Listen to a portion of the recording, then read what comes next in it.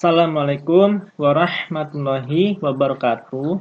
Perkenalkan, nama saya Enggal Afrian dengan NPM 1817051076 dari kelas A. Pada kesempatan kali ini saya akan membahas mengenai bab 1, bab 2, dan bab 3 mengenai proposal penelitian saya yang bertemakan Sistem Informasi Transaksi Keuangan Penyuluhan Pertanian berbasis web di Dinas Ketahanan Pangan, Pertanian, dan Perikanan Kota Metro. Yang pertama, di sini saya akan membahas mengenai bab 1, yaitu pendahuluan. Yang A, latar belakang, adalah kerangka sistem pembangunan agribisnis dan usaha merupakan salah satu faktor penting dalam suatu kelembagaan. Sarana koordinasi atau tempat antar sistem pada sistem agribisnis dapat dilakukan oleh kelembagaan pertanian. Nah, di sini akan dibahas mengenai di dalam latar belakang ini, yaitu tugas dan fungsi dari penyuluhan pertanian. Kemudian di sini juga sistem ini berfokus pada pemberdayaan dan membekali para petani untuk membantu mereka dalam memecahkan masalah mereka sendiri.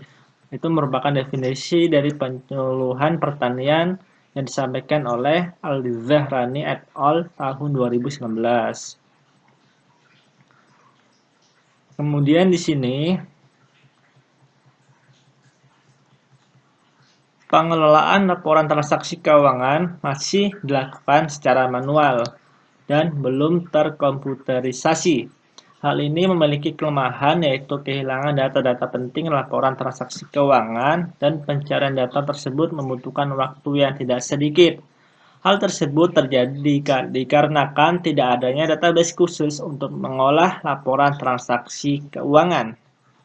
Oleh karena itu, permasalahan tersebut dapat diminimalisir dengan dikembangkannya sistem informasi laporan transaksi keuangan penyuluhan pertanian berbasis web di Dinas Ketahanan Pangan, Pertanian, dan Perikanan Kota Metro.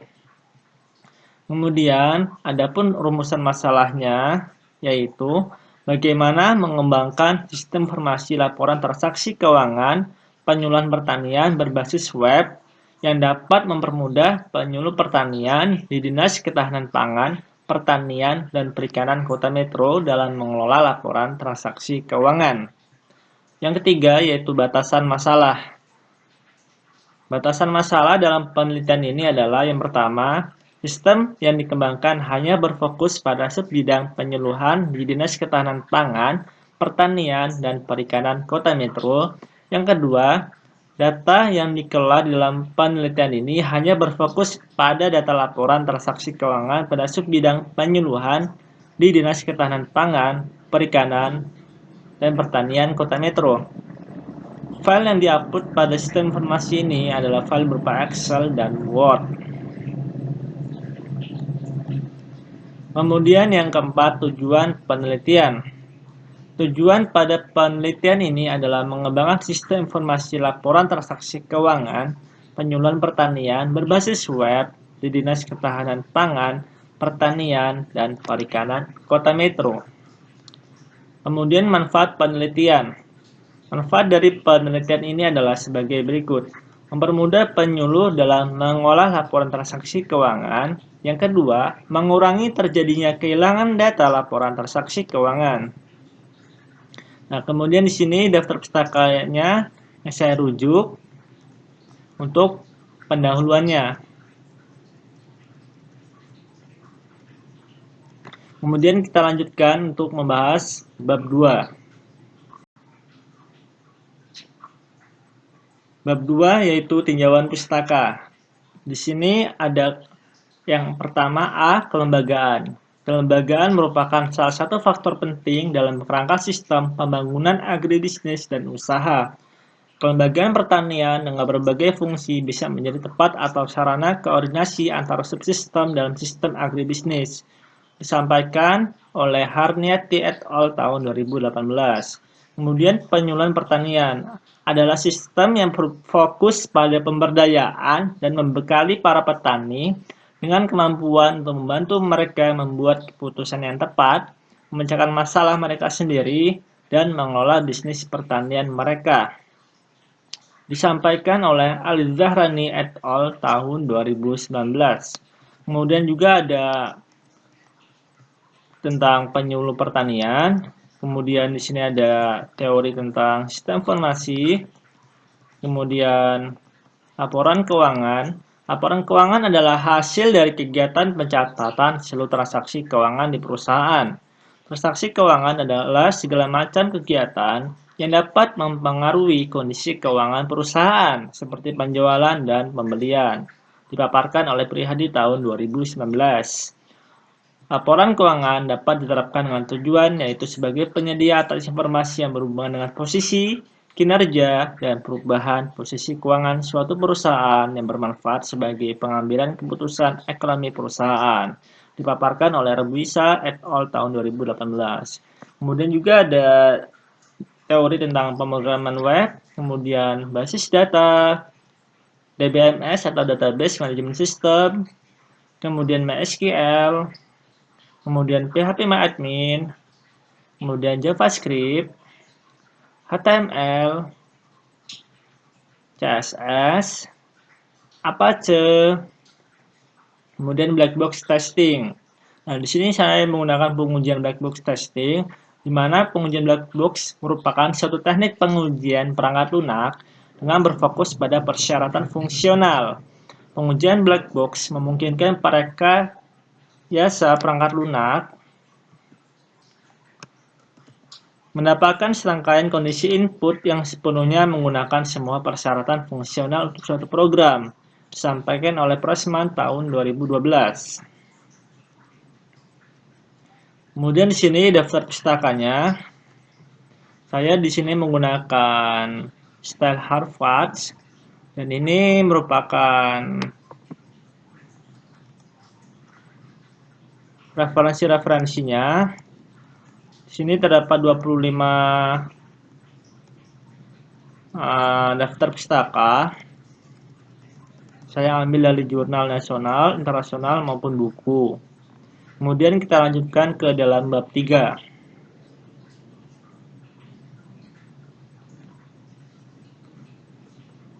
Di sini bab 3 membahas mengenai metodologi penelitian. Yang pertama, tempat dan waktu penelitian. Tempat penelitian.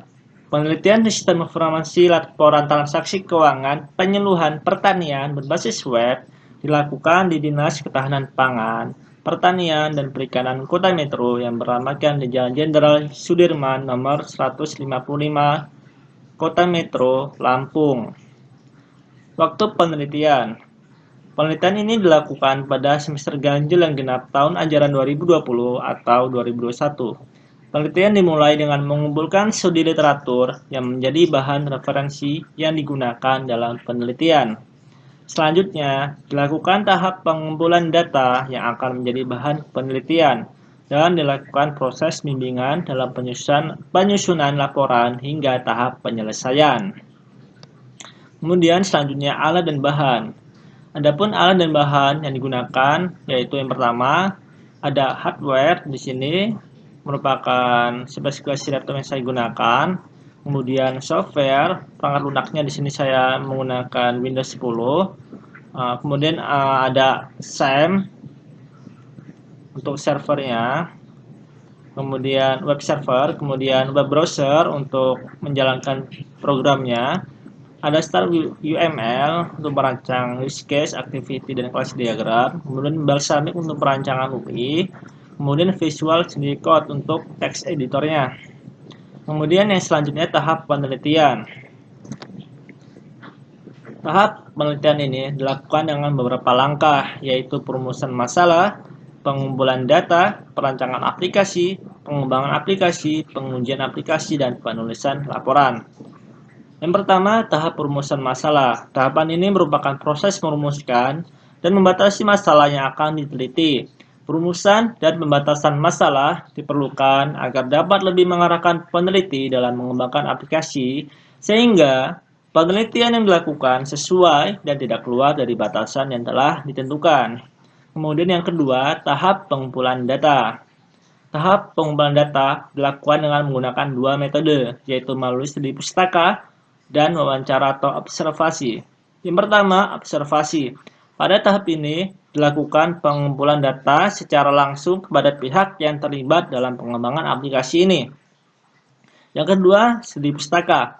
Pada tahap ini, data dikumpulkan melalui berbagai literatur seperti buku, jurnal, paper, ataupun dokumen yang berkaitan dengan penelitian ini. Kemudian selanjutnya, tahap pengembangan sistem. Di sini saya menggunakan metode SDLC, yaitu model prototyping, di mana di sini terdapat alurnya. Yang pertama di sini adalah mendengarkan pelanggannya, kemudian membangun atau memperbaiki prototipenya, kemudian selanjutnya adalah pelanggan menguji coba prototipe. Tahap pengembangan sistem ini dilakukan menggunakan metode pengembangan pangkat lunak prototyping. Metode ini memiliki 3 tahapan, yaitu pengumpulan kebutuhan, perancangan, dan evaluasi prototipe. Pada metode ini, proses pengembangan dilakukan dengan adanya interaksi antara pengembang dengan pengguna selama proses pengembangan, sehingga pengembang dapat dengan mudah memodelkan perangkat lunak yang dibuat. Kemudian tahapan-tahapan pada metode prototyping dapat dijelaskan sebagai berikut. Yang pertama, mendengarkan pengguna atau pengumpulan kebutuhan. Pada tahap ini terdapat pengumpulan kebutuhan yaitu kebutuhan fungsional dan kebutuhan non-fungsional. Di mana kebutuhan fungsionalnya adalah sebagai berikut. Sistem dapat melakukan login dan logout dengan 2 jenis akun, yaitu pimpinan dan pegawai. Yang kedua, sistem dapat mengolah data barang. Yang ketiga, sistem dapat mengolah barang masuk. Yang keempat, sistem dapat mengolah data pegawai. Yang kelima, sistem dapat mengolah data laporan keuangan. Yang keenam, sistem dapat mendistribusikan laporan keuangan. Yang ketujuh, sistem dapat mengolah user. Yang kedelapan, sistem dapat mencetak laporan keuangan.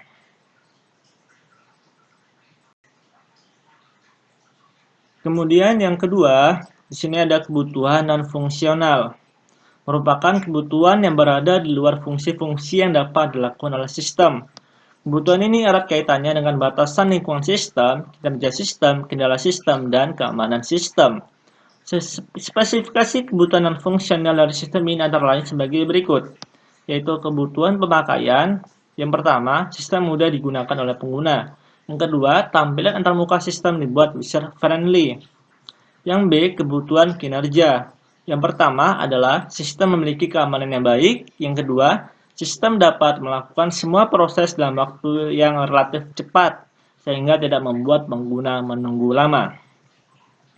Kemudian tahapan selanjutnya yaitu membangun prototipe atau perancangan. Pada tahap ini dilakukan perancangan, yaitu use case diagram, activity diagram, dan class diagram. Dan juga dirancang tampilan antarmuka sistem. Yang pertama di sini ada use case diagram. Nah, use case diagram ini dirancang untuk menggambarkan fungsi-fungsi yang terdapat pada sistem. Nah, di sini use case-nya di mana ada 2 aktor, yaitu pegawai dan pimpinan. Di mana pegawai ini dapat melakukan mengelola data barang, mengelola barang masuk, mengelola data user, mengelola laporan keuangan, mengelola data pegawai, mendistribusikan laporan keuangan, mencetak laporan keuangan.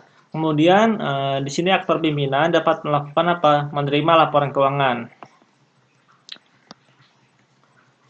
Kemudian activity diagram menggambarkan rangkaian aliran dari aktivitas yang digunakan untuk mendeskripsikan aktivitas yang dibentuk dalam satu operasi sehingga dapat juga untuk aktivitas lainnya. Di sini yang pertama ada activity diagram mengolah barang.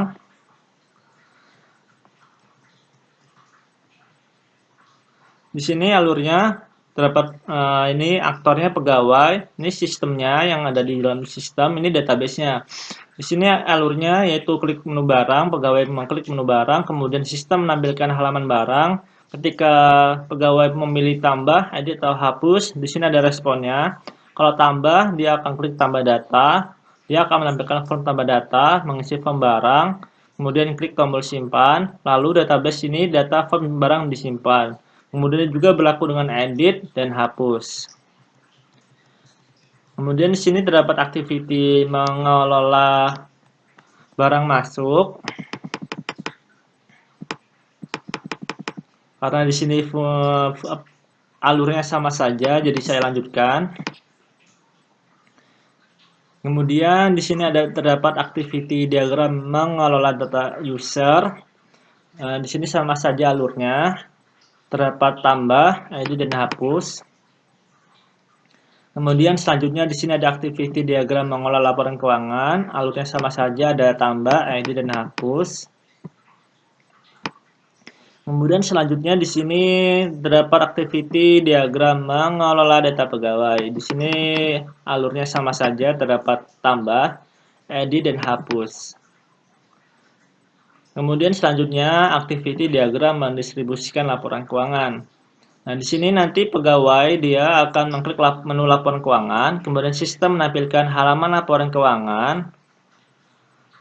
Kemudian pegawai memilih laporan keuangan, kemudian database mengambil data laporan keuangan, lalu menampilkan laporan yang dipilih, kemudian pegawai memilih menu kirim, kemudian menambahkan penerima dan sistem mengirim laporan keuangan kepada penerima.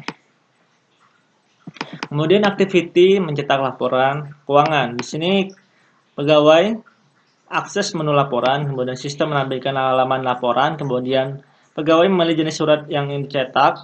Surat di sini adalah laporannya, laporan keuangan. Nah, di sini kemudian pilih tanggal awal dan akhir laporan. Kemudian database mengambil data laporan keuangan, kemudian sistem menampilkan laporan. Kemudian di sini ada activity diagram penerimaan laporan keuangan, di mana aktornya pimpinan, di mana pimpinan mengklik menu laporan keuangan, kemudian sistem menampilkan halaman laporan keuangan. Nah, kemudian di sini terdapat kelas diagram, di mana kelas diagram digunakan untuk mendeskripsikan jenis-jenis objek dalam sistem dan berbagai macam hubungan statis yang terjadi. Nah, di sini merupakan kelas diagramnya, di mana di sini ada nama kelasnya, ada terdapat kelas laporan keuangan pimpinan, laporan keuangan pegawai. Maksudnya di sini laporan keuangan pimpinan ini adalah pimpinan masuk ke dalam sistem. Di sini bisa melihat laporan keuangan. Nah, di sini pegawai mengelola laporan keuangan. Nah, yang menjadi pembeda adalah di sini pimpinan hanya bisa melihat, mencetak, dan mengunduh laporannya. Sedangkan kalau pegawai dia bisa menambah, mengedit, hapus, mencetak, dan mengunduh datanya. Nah, di sini terdapat kelas data barang, kemudian kelas pegawai, kelas data barang masuk, kemudian kelas user dan kelas login. Nah, di mana di bawahnya ini terdapat atribut, kemudian ada metode-metodenya atau operasi-operasinya. Kemudian di sini ada tampilan termuka loginnya. Nah, di sini merupakan tampilan loginnya. Kemudian di sini ada halaman utama pimpinan. Ketika pimpinannya masuk login, pertama kali akan ditampilkan seperti ini. Kemudian di sini ada halaman utama pegawai. Ketika pegawainya masuk, ini merupakan tampilan pertamanya. Kemudian dia ada halaman lupa sandi ketika user lupa dengan kata sandinya. Kemudian di sini ada halaman menu barang yang terdapat data, yaitu di sini ada data kode barang, nama barang, harga, stok. Kemudian ada halaman menu barang masuk, sama seperti barang. Menjadi pembedanya adalah barang ini untuk semua barang-barang yang sudah ada, semuanya ditulis dalam barang. Sedangkan barang masuk ini, menu barang masuk ini untuk barang-barang yang baru dibeli, jadi bisa dibedakan mana yang baru dibeli, sedangkan mana barang-barang yang sudah lama dan disatukan. Nah, kemudian di sini ada halaman menu data user untuk mengolah data usernya, untuk bisa menambah, hapus, ubah usernya. Kemudian di sini terdapat menu data pegawai. Nah, di sini untuk informasi pegawai-pegawai di bidang penyuluhannya. Kemudian di sini terdapat menu laporan keuangan. Nah, di sini nanti dia akan mengunggah laporannya berbentuk Word dan Excel atau Excel. Kemudian di sini ada menu laporan keuangan ketika pimpinannya login. Nah, di sini dia cuma bisa cetak data dan data karena dia tidak diberi akses untuk menambah, mengedit data karena itu peran dari pegawainya. Itu tugas dari pegawainya.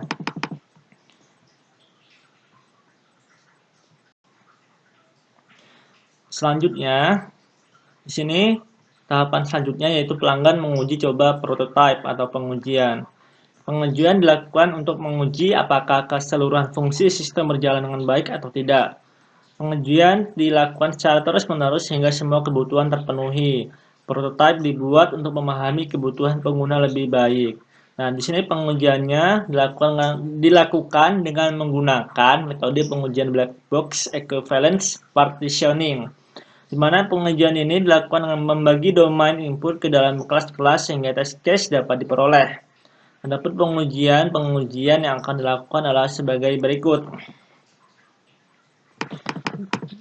Yang pertama, pengujian fungsional menu aplikasi.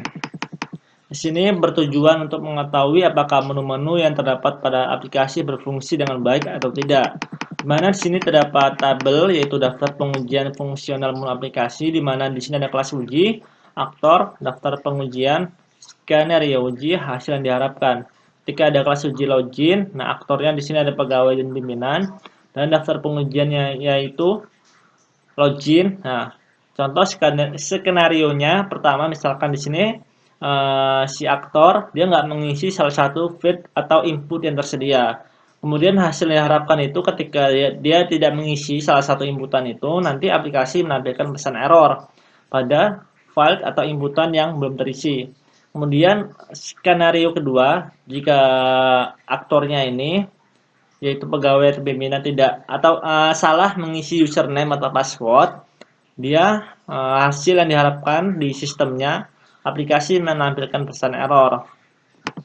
Kemudian di bawahnya ini untuk kelas uji menampilkan halaman utama, lupa kata sandi.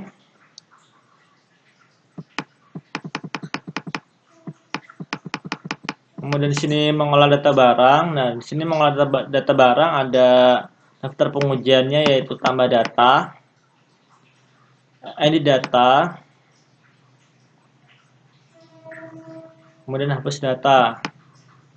Nah, di sini kita ambil satu. Di sini ada mengolah data barang masuk. Nah, ketika tambah data di sini dia skenario-nya ketika aktor atau usernya di sini mengisi inputannya datanya angka, padahal di situ ketentuannya itu harus angka, tapi dimasukkan huruf. Aplikasi tidak dapat melakukan inputan tersebut karena dia harus menggunakan angka, tidak boleh menggunakan huruf. Kemudian jika dia tidak mengisi salah satu inputan yang tersedia, dia akan menampilkan pesan error bahwa dia belum mengisi inputan tersebut. Kemudian ketika menekan tombol simpan, aplikasi menyimpan data.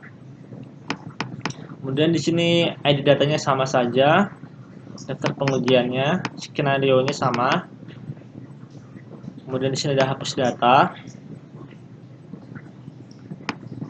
Nah, di sini ada hapus data. Di sini kalau dihapus data, nah ketika menekan tombol hapus, aplikasi menampilkan pesan peringatan hapus data. Kemudian skenario kedua, kalau misalkan dia menekan tombol iya, maka hasil yang didapatkan adalah aplikasi menghapus data. Tapi kalau skenario-nya dia tidak menekan tombol tidak, maka hasil yang didapatkan yaitu aplikasi tidak menghapus data. Kemudian ini sama saja, mengolah data user, ada tambah data, ID data, hapus data. Kemudian selanjutnya mengolah data pegawai yang dilakukan oleh pegawai. Di sini ada tambah data, ID data, dan hapus data. Kemudian di sini ada mengolah data laporan keuangan.